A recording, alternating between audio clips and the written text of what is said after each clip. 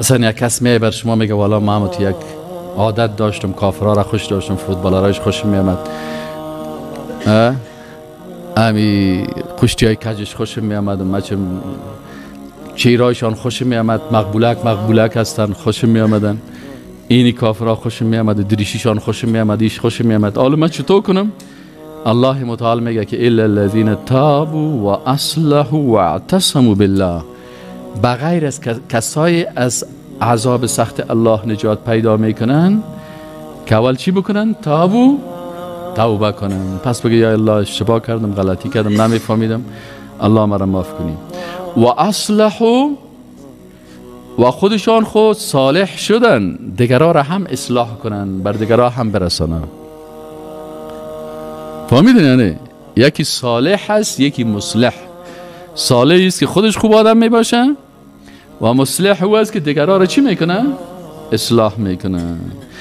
و اصلحوا، ام خود اصلاح میکنه، ام اعمال خود اصلاح میکنه، امو اسناد و امو روابط خود جور میکنه، دوستی خود با همراه دوستای الله میکنه. و اعتصموا بالله، یا چنگ میزنن، اعتصام میکنن به شریعت الله. بعد از این انشاءالله من پیرو کتاب الله هستم و سنت رسول الله صلی الله علیه وسلم. این سه کار، توبه کرد، اصلاح کرد، تمسک به کتاب الله ورزید، چهارمی کار چی میکنه؟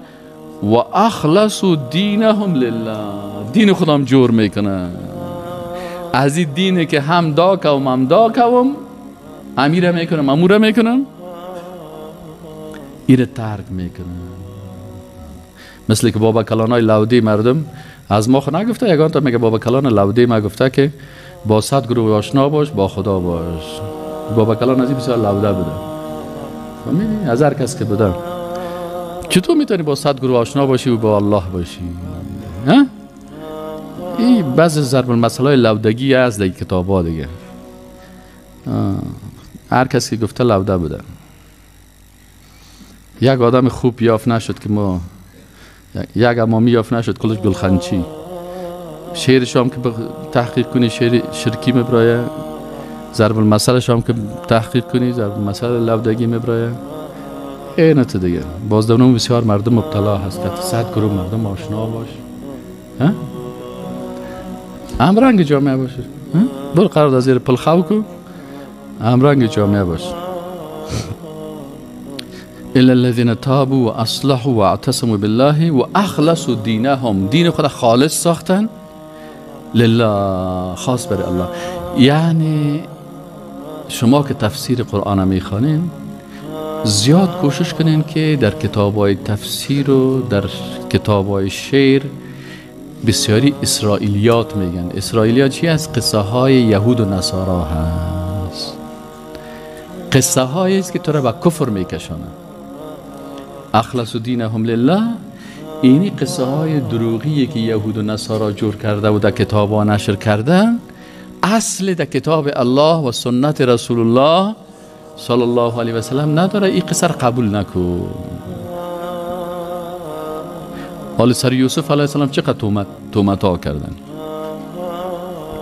سر موسی علیه السلام چقدر تومت ها شده، سر پیغمبرای معصوم، سر هاروت و ماروت، خو هر کس یک دروغ خدا میگه.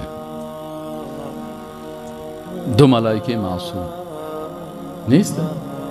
پس اخلصوا دینهم لله به این معنا هست که شما دینتان خالص برای الله بسازین، از قصه ها و روایت های یهود و نصارا که مخالف کتاب الله و سنت رسول الله صلی الله علیه و سلم است اجتناب کنید.